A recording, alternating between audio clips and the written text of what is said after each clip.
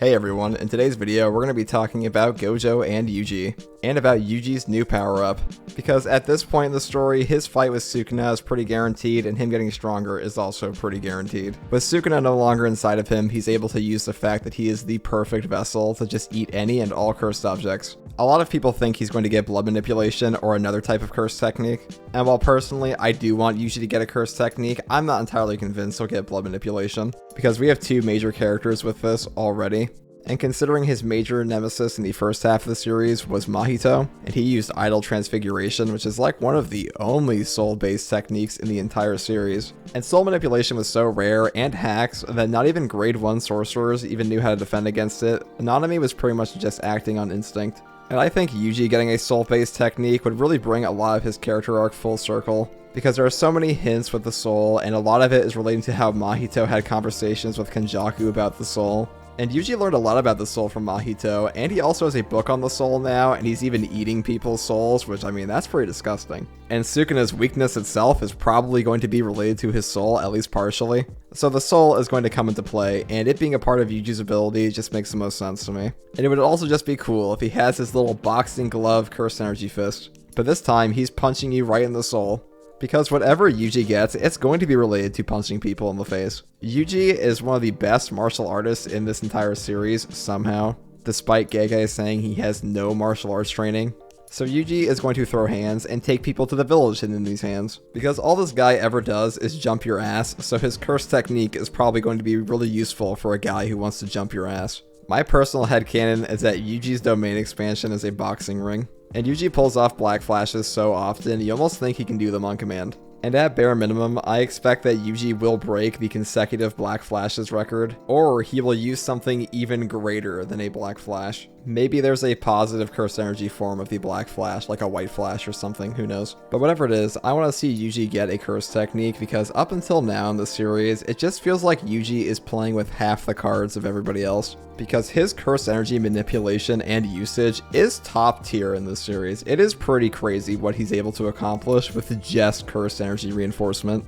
And as the story has gone on, his understanding of cursed energy has deepened from his conversations with Sukuna, with Mahito, with Gojo. These characters have intentionally and unintentionally molded him into the character he's going to be at the end of the story. Because there's a lot of conversation of, oh, Yuji's going to be special grade, he'll be this, he'll be stronger than Gojo. And while technically he could be stronger than Sukuna or Gojo, depending on what power-up Gege wants to give him, I don't really think that's what it's going to be, because cursed techniques aren't really always about direct power level comparisons. Because all Yuji really has to do to be able to stop Sukuna is have a technique suited to stopping his technique. Because Jujutsu Kaisen doesn't really need more direct damage abilities, because so far, when it comes to 1v1 damaging abilities, Hollow Purple is just the best.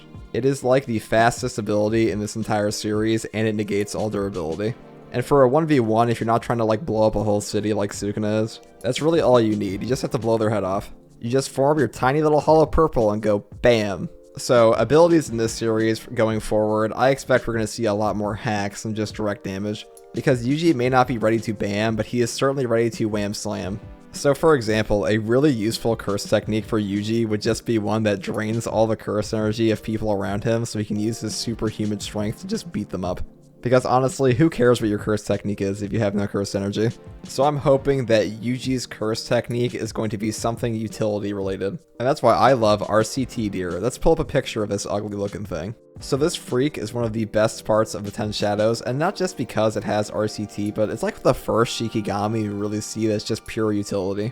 And when an ability has more utility, the fights around that ability become far more interesting. Because right now, Limitless is just the most practically useful ability set. You have the best attack, the best defense, and the best escape.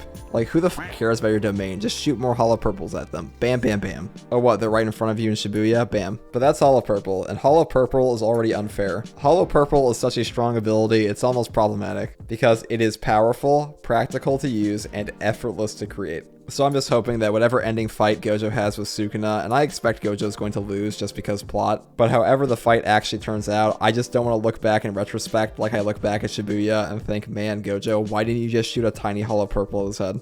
Because I'm gonna say it, Kenjaku's plan in Shibuya, not the best. First, they're going to use civilians as leverage against Gojo, but then 2 seconds after dumping the civilians out, they just start slaughtering them. It's not as if Gojo had a conversation with them and they just said, don't worry Gojo, we're only gonna slaughter like 30 here and then we're gonna stop. So Gojo, you better not shoot your hollow purple, you're gonna desecrate these corpses we just made.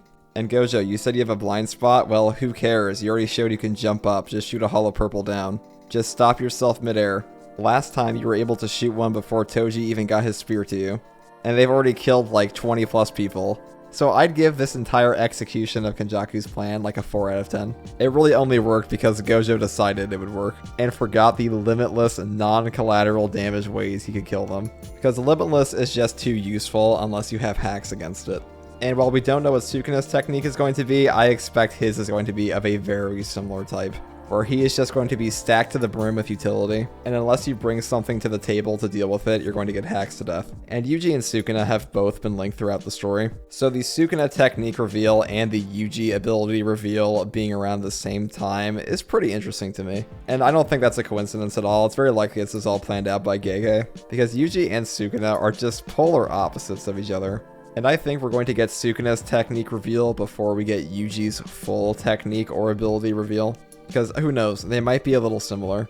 But so far, what we 100% know about Yuji's ability is that he is the perfect vessel.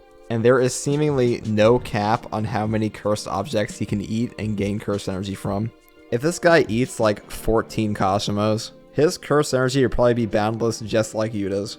And the best part is, this isn't even speculation, this is straight from the mouth of Gege that he gains cursed energy from eating cursed objects. So the only real thing they have to do now is go get them for him. So Yuji is going to get stronger, and I don't even think there's a debate to be had around this anymore. Because the strategy to make Yuji more powerful is right there. It is right in front of them. All they have to do is go put it into action. Is he going to become as strong as a special grade? Yeah, probably. Guys, special grade characters in this series are weak compared to Sukuna and Gojo for the most part. So Yuji becoming special grade really isn't that big of a leap. And Yuji was always going to get more powerful, and I mean after 214, it's pretty much impossible to deny there's more to Yuji's power than we've seen so far. Yuji was meticulously formed into a bagel by Sukuna. In the very next chapter, he forced Sukuna to inner monologue about how strong he was getting. I don't know how much more direct it could be that Yuji's going to get stronger than Gege handing out formally written letters. We don't have a lot of Jujutsu Kaisen left, and we still have the Yuji backstory reveal to get through, so something massive around Yuji's character is coming.